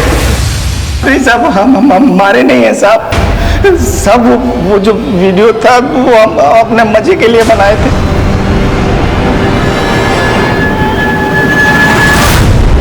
हमारी बहू नौकर के साथ, ये दोनों हमारी पीठ के पीछे। आपके घर के अंदर ये सब कुछ चलता रहा और आप लोगों को पता तक नहीं चला। क्यों मिस्टर विजय? आपसे पहले भी कर चुके हैं, कविता से हमारा कोई संबंध नहीं। अब हमारे पीठ पीछे वो क्या करती है, किससे मिलती है, इससे हमें कुछ फर्क नहीं पड़ता है। लेकिन लोगों को तो फर्क पड़ता है मिस्टर विजय। अगर लोगों को पता चल जाता आपकी बीवी और नौकर के बीच में क्या संबंध है, क्या इज्जत रह जाती है आप लोगों की सोसाइटी में? इज्जत? किस बात की इज्जत? अरे हमारी इज्जत बची कहां? उसकी तो हमारी बहू ने धज्जियां उड़ा दी। इसीलिए आप लोगों ने उसे उड़ा दिया। ये क्या कह रहे हैं आप? हमें नहीं पता उसने ऐसा कुछ किया। अगर पता चलता तो हम खानदान की इज्जत की खातिर मार देते।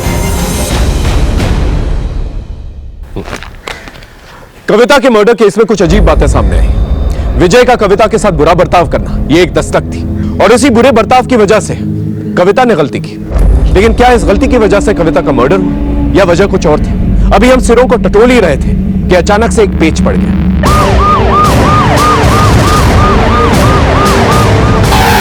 एक राज तो पहले से फाश कर चुका था, और ना जाने कितने राज थे जिसे छिपाने के लिए इसे हमेशा के लिए खामोश कर दिया गया। दुबे, इसकी पूरी की पूरी इंफॉर्मेशन निकाल। सर ये बसंत कविता के गांव में उसके साथ अक्सर आया जाया करता था। कहीं ऐसा तो नहीं कि कविता के चाचा वीरेंद्र ने इसका इस्तेमाल किया और फिर इसे ठिकाने लगा दिया? वैसे एक काम विजय और अशोक भी कर सकते हैं, लेकिन इस वीरेंद्र से पूछताछ करो। और इसके दोस्त, क्या नाम है उसका? चमन। उसे बुला के लेके। पहले कविता के ऊपर हाथ डाला तो कविता का मर्डर हो गया, फिर कविता और बसंत के रिश्ते के बारे में जब राज फाश किया तो बसंत का मर्डर हो गया। बसंत से झगड़ा हुआ था ना तेरा, हाँ, इस बात को लेकर, तभी उसका मर्डर कर दिया तूने। नहीं साहब, मुझे कुछ मालूम नहीं है, मुझे नहीं पता साहब। चल मान लिया तूने मर्डर नहीं किया, लेकिन तुझे तो पता ही होगा मर्डर किसने किया है। मुझे कैसे मालूम होगा साहब? मुझे नहीं मालूम साहब। क्यों नहीं मालूम होगा? राजदार था ना तो उसका। कविता और बसंत के रिश्ते के बारे में सिर्फ तुझे पता था, और वीडियो भी तूने ही देखा था। बसंत की लाइफ में क्या चल रहा है कुछ तो बताया होगा उसने तुझे। कुछ नहीं बताया उसने। हाँ साहब, एक बात तो पता है मुझे, अब आपके पते की है ये तो मुझे पता नहीं, लेकिन हम बस्ती के सारे नौकर ना दोपहर को क्रिकेट खेलते हैं साहब, तो बसंत भी आता था उधर, लेकिन पिछले 1 महीने से ना वो साहब नहीं आ रहा था। मैंने पूछा उससे तो उसने बताया कि वो एक नई गर्लफ्रेंड मिल गई है साहब उसे, तो बस उससे मिलने ना वो मेहराम नगर जाता है, बस आप इतना ही पता है। दुबे, इस बसंत की नई गर्लफ्रेंड के बारे में पता करो। हो सकता है इस गर्लफ्रेंड के नाम पर ये कविता की मर्डर और लूट की प्लानिंग मेहराम नगर में ही कर रहा हो। सर, ये भी तो पॉसिबिलिटी है कि बसंत और कविता के मर्डर से एक दूसरे से जुड़े हुए ही ना हो। विजय और अशोक की इज्जत खराब की थी, कहीं मर्डर उस वजह से तो नहीं हुआ? हो सकता है। इस बसंत के कॉल रिकॉर्ड चेक करो, देखो ये मेहराम नगर में किस मोहल्ले में जाता था। अगर उसकी गर्लफ्रेंड मिल गई ना तो सब कुछ क्लियर हो जाएगा। सर, और हाँ, कविता के चोरी हुए गहनों के बारे में कुछ पता चला? फिलहाल तो नहीं सर, पर हमारे लोग अलर्ट पर हैं।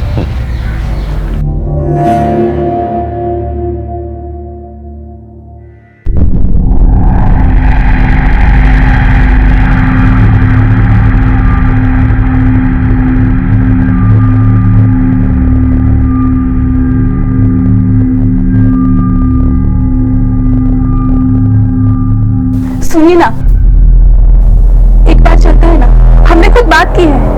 देख, मुझे अपना काम करने दे।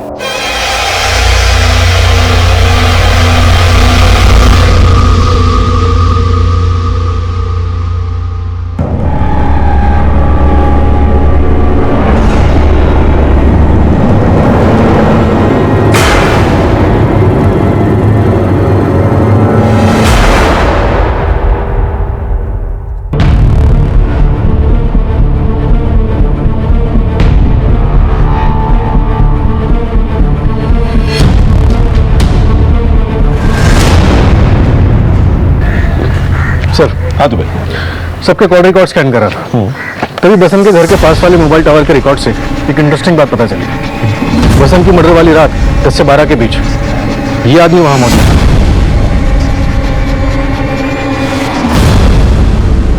वाह अशोक साहब, मान गए हम आपको। हम कातिल की तलाश घर के बाहर कर रहे थे और कातिल तो घर के अंदर ही है। कौन कातिल? आप। ये रही आपकी मोबाइल लोकेशन। जिस रात बसंत को मारा गया उस रात को आप उसकी कॉलोनी में थे। क्या करने गए थे वहां पर आप? बसंत की अक्ल ठिकाने लगाने गए थे।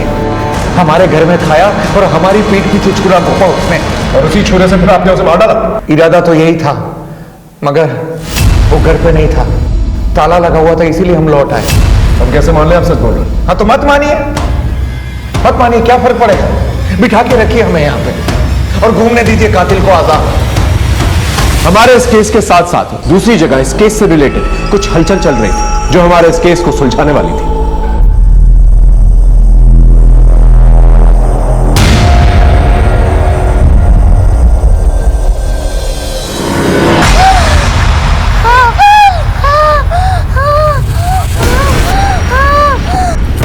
अजय, उठिए ना। नेहा, उठिए तो। नेहा, क्या हुआ बेटा? क्या हुआ? नेहा, क्या हुआ इसे? कुछ नहीं होगा बेटा, नेहा, कुछ नहीं होगा बेटा। हमने जो मंत्री पानी दिया था, तुमने पिलाया था ना? हाँ, पिलाया था। कुछ नहीं होगा बेटा, कुछ नहीं होगा बेटा।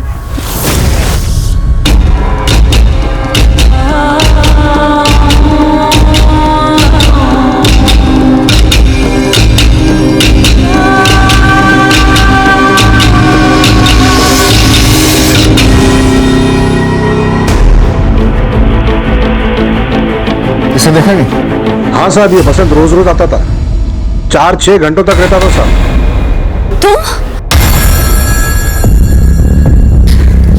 तुम यहाँ क्या कर रहे हो?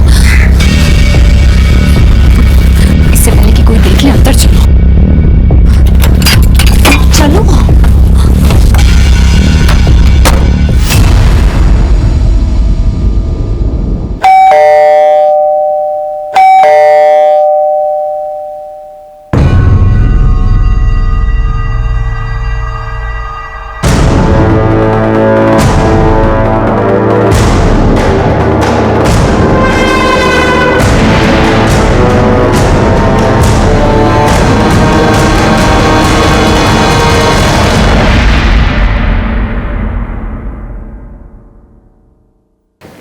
हाँ तो मिस्टर विजय, ये बताइए आप बसंत की गर्लफ्रेंड के साथ उस घर में क्या कर रहे थे? क्या? किसकी गर्लफ्रेंड? अच्छा, आपको नहीं मालूम? बसंत आपका नौकर इन्हीं से तो मिलने जाता था इनके घर। क्या बात है मैडम, आपने विजय जी को बताया नहीं बसंत के बारे में? हाँ मिस्टर विजय, अब बताइए ये कौन सा एंगल है, या आप बताएंगी? बोलिए। हाँ सर, बसंत मुझसे मिलने आता था, लेकिन मैं उसकी गर्लफ्रेंड नहीं थी सर।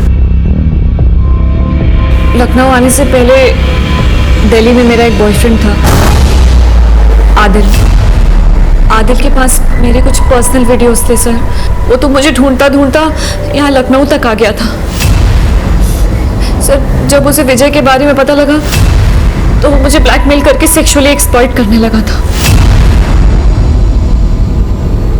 मैं तंग आ गई थी सर, लेकिन कुछ कर नहीं पा रही थी, चुपचाप सब सह रही थी। फिर एक दिन विजय ने बसंत के हाथों एक पार्सल भेजा मेरे घर।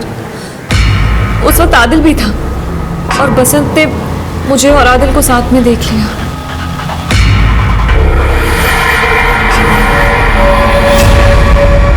सर, बसंत को मेरे और विजय के रिश्ते के बारे में पता था और अब तो वो आदिल के बारे में भी जान गया था, इसलिए उसने भी मेरे साथ।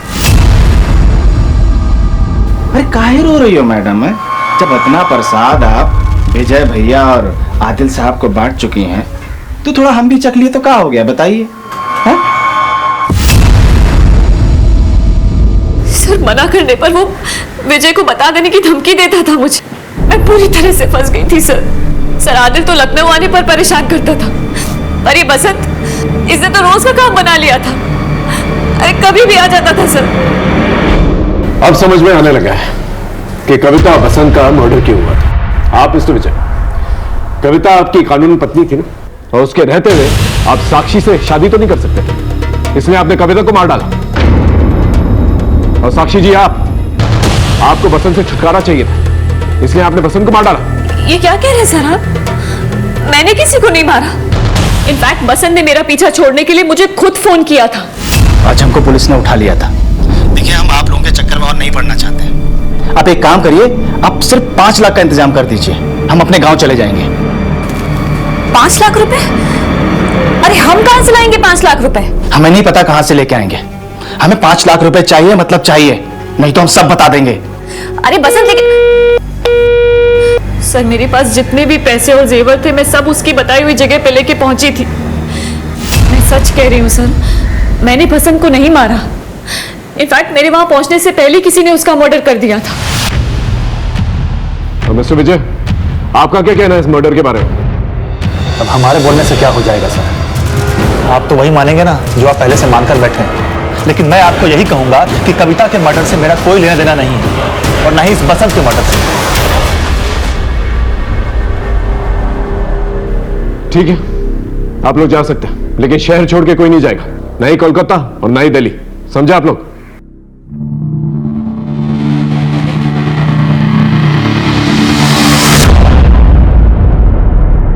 विजय, सॉरी। एक नौकर के साथ में सोती रही और हमको धोखे में रखा। आज से हमारा रिश्ता खत्म। 10 दिन का टाइम दे रहा हूं, चुपचाप हमारा घर खाली कर दो, समझी तुम? विजय,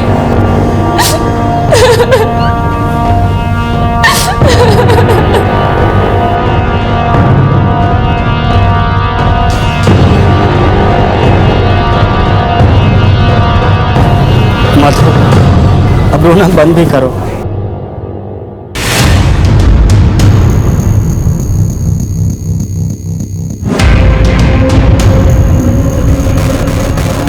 मैं आता हूँ थोड़ी देर में।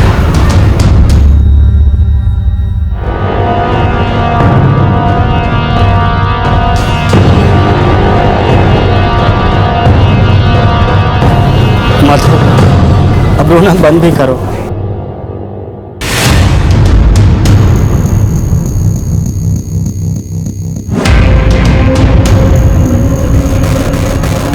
मैं आता हूँ थोड़ी देर में।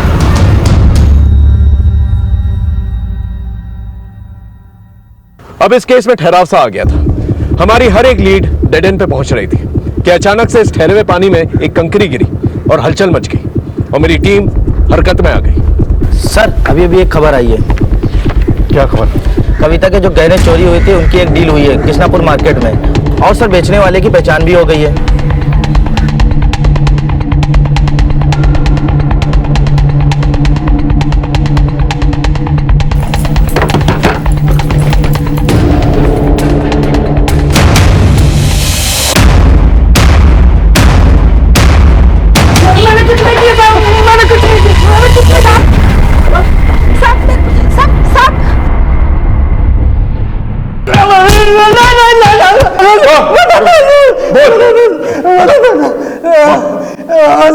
हम नहीं मारा था उस औरत को, लेकिन पैसों के लिए नहीं मारा था साहब। हम अपनी बेटी को बचाने के लिए मारा था साहब, उसे ठीक करने के लिए मारा था। किसी की जान लेकर तेरी बेटी कैसे ठीक हो जाती? साहब हमको एक बाबा मिला था साहब। बच्चा, तुम्हारे भाग्य में सिर्फ एक ही संतान है और उसके भी प्राण संकट में है। मेरे पास एक उपाय है, क्या कर पाएगा? जरूर करूंगा बाबा जी। अगर अपनी संतान की रक्षा करना चाहते हो तो तुम्हें एक नर बलि देनी होगी। तुम्हें एक ऐसी स्त्री की बलि देनी होगी जिसके दाहिने गाल पर तिल। आज से 7 दिन बाद अमावस्या की रात, उस रात से पहले ऐसी स्त्री को ढूंढो और उसकी बलि दो। उसके द्वारा धारण किए हुए सभी आभूषणों, याद रहे एक भी आभूषण उसके शरीर पे ना रह पाए, सारे के सारे आभूषण उसके शरीर से उतार लेना और उन आभूषणों को नीम के पानी में उबालकर अगली पूर्णमासी तक हर रात 12 बजे अपनी संतान को नहलाना। वो स्वस्थ हो जाएगी बच्चा। लेकिन बाबा जी, हम ऐसी स्त्री को ढूंढेंगे कहाँ जिसके दाहिने गाल पर तिल हो? अगर हृदय से ढूंढोगे तो भगवान स्वयं तुम्हारी मदद करेगा। हम अपनी बेटी को मरते हुए नहीं देख सकते थे साहब। 2 दिन तक वैसी औरत को बाजार, सड़कों पर हर जगह ढूंढा साहब, लेकिन वो नहीं मिली। फिर एक दिन एक घर से काम के लिए फोन आया साहब।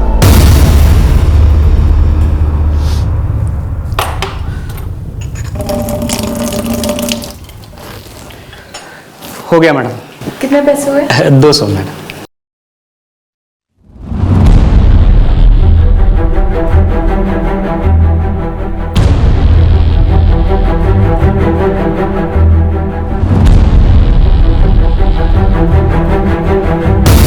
हमें जैसी औरत की तलाश थी वो हमें मिल गई थी साहब। आप हमको माफ कर दो मेम साहब, आपके मरने से ही हमारी बेटी ठीक हो सकती है। तुम्हें कोई बेवकूफ बना रहा है। मेरे मरने से भला तुम्हारी बेटी कैसे ठीक हो सकती है? ठीक हो सकती है, बाबा जी ने कहा है, और ये हमको करना ही होगा मेम साहब। बाबा ने हमको जैसा बताया था हमने सब कुछ वैसा ही किया था साहब। फिर भी हमारी बेटी नेहा मर गई साहब। नेहा के जाने के बाद हमारे इस शहर में बचा ही क्या था? जो कुछ भी था मैं उसे बेचकर अपने गांव जा रहा था साहब। तेरे इस अंधविश्वास की वजह से नहीं केवल कविता की जान गई, बल्कि तो अपनी बेटी का भी हथियार है। उसे डॉक्टर की जरूरत है। कविता के घर से किसने फोन किया था तुझे काम के लिए? सर बसंत।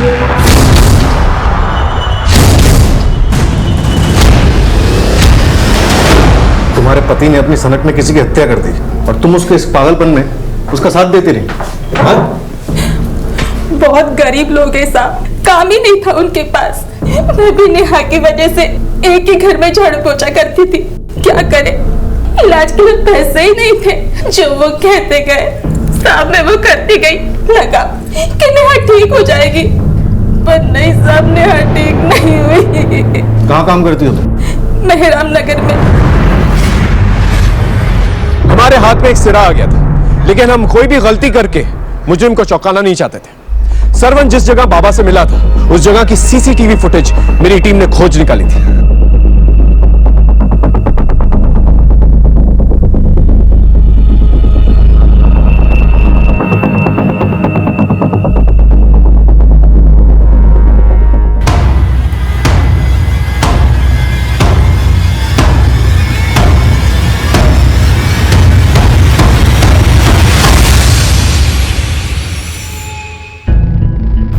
हाँ साहब, अभी कुछ ही दिन पहले मैंने ये बाबा का फुल गेटअप बेचा था। किसको बेचा था? सर सीसीटीवी है सर, आप चाहें तो देख सकते हैं। ये देखिए सर।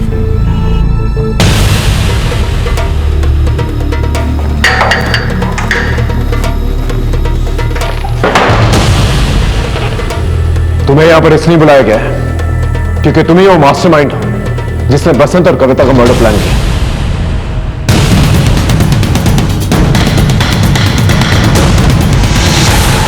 सर, आप ऐसे कैसे मेरे पे इल्जाम लगा सकते हैं?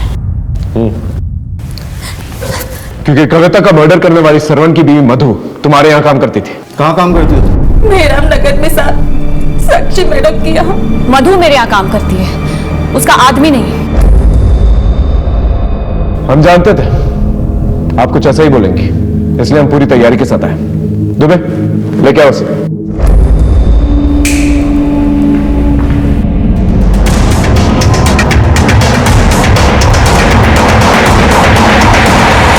पहचाना है सर? तुम तक पहुंचने के लिए पहले हमने तुम्हारे आशिक को दबोचा। सर मैं साक्षी का रेप क्यों करूंगा? मैं तो उसका कस्टमर था, पैसे देता था। सर साक्षी मेरी अय्याशियों के बारे में मेरी बीवी को बताने की धमकी दे रही थी और मेरा पीछा छोड़ने के लिए मुझे बाबा बन के शरवण को फंसाने के लिए कहा। मगर जब कविता के मर्डर की पुलिस ने जांच शुरू की, मुझे लगा कि मैं फालतू में लपेटे में आ जाऊंगा, इसलिए वहां से भाग गया सर। और ये रहा तुम्हारा तीसरा सबूत। लैपटॉप लेके आओ। ये देखो।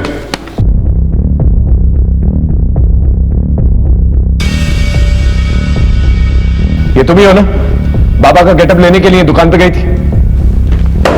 अब साक्षी मैडम, ये सारे लिंक्स आप ही जोड़ेंगी या आपका मुंह खुलवाने के लिए इन्हें बोलो? मैडम की अच्छी तरह से खातिरदारी करें। हाँ बोलो। सर वो दिल्ली में जॉब के दौरान मुझे एस्कॉर्ट सर्विसेज के बारे में पता चला था। मैंने पैसा कमाने के लिए एस्कॉर्ट सर्विसेज ज्वाइन कर ली। 2 साल पहले विजय मुझे सोशल मीडिया पर मिला था, फिर हमारा अफेयर हो गया। विजय को मेरे एस्कॉर्ट होने के बारे में अंदाजा भी नहीं था। उसने मुझे शादी के लिए प्रपोज किया था। उसके पास पैसे भी थे बहुत सारे। मुझे लगा लाइफ में सेटल होने का अच्छा मौका है, इसलिए उसके साथ लखनऊ आ गई। पर यहाँ की मुझे पता लगा कि वो तो पहले से ही शादीशुदा है। विजय ने अपनी पत्नी को तलाक देने के लिए मुझे यकीन दिलाया, लेकिन वो कविता, वो उसे तलाक देने के लिए रेडी नहीं थी। हमने कहा ना हम साइन नहीं करेंगे। पहले आपने जहां जहां बोला आपसे बिना कोई सवाल के हमने साइन कर दी, पर ये तलाक के पेपर पे हम साइन नहीं करेंगे। कविता विजय को तलाक देने के लिए राजी नहीं हो रही थी, इसलिए मैंने डिसाइड किया कि इस कविता को तो रास्ते से हटाना होगा।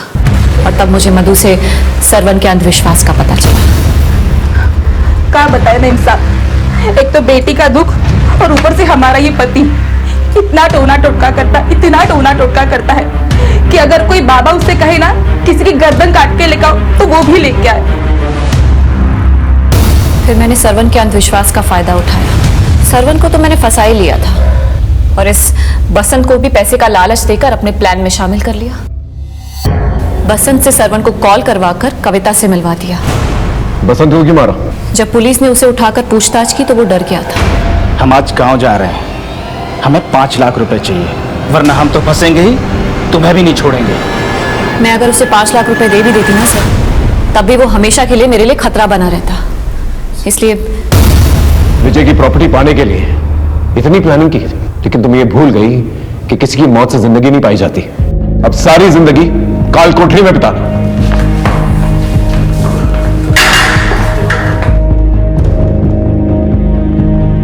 दुख हो या खुशी, बांटने पर जब अपने लोग आगे बढ़ते हैं तो बड़ी तसल्ली होती है, लेकिन जब यही अपने स्वभाव बदल देते हैं तो इंसान सबके साथ रहने के बावजूद अकेला पड़ जाता है, हंसने रोने के लिए कंधा तलाशने लगता है। और यही हुआ था कविता के साथ। कविता का पति विजय और उसके ससुर के अंदर छिपी लालच एक बहुत बड़ी दस्तक थी। यह रिश्ता महज दौलत पर टिका हुआ था। विजय की जिंदगी में साक्षी जैसी लड़की का सोशल मीडिया से आना और उसका इतनी आसानी से शादी के लिए हाँ कह देना, यह एक बहुत बड़ी दस्तक थी। उस ढोंगी बाबा का सरवन को मर्डर के लिए उकसाना सबसे बड़ी दस्तक थी, और इस अंधविश्वास की वजह से किसी की जान तक चली गई। जब रिश्तों की घुटन जानलेवा हो जाती है तो ये एक बड़ी दस्तक होती है कि आगे चल के कभी भी कुछ भी हो सकता है। अपने और अपनों की रिश्तों की कदर कीजिए, इससे पहले कोई बाहर वाला आके इसका फायदा उठाए। फिर मिलेंगे एक नए केस के साथ, तब तक देखते रहिए क्राइम पेट्रोल दस्तक। मकसद बताना नहीं, बचाना है। क्राइम पेट्रोल के ऐसे ही मजेदार एपिसोड्स देखने के लिए हमारे चैनल को सब्सक्राइब करें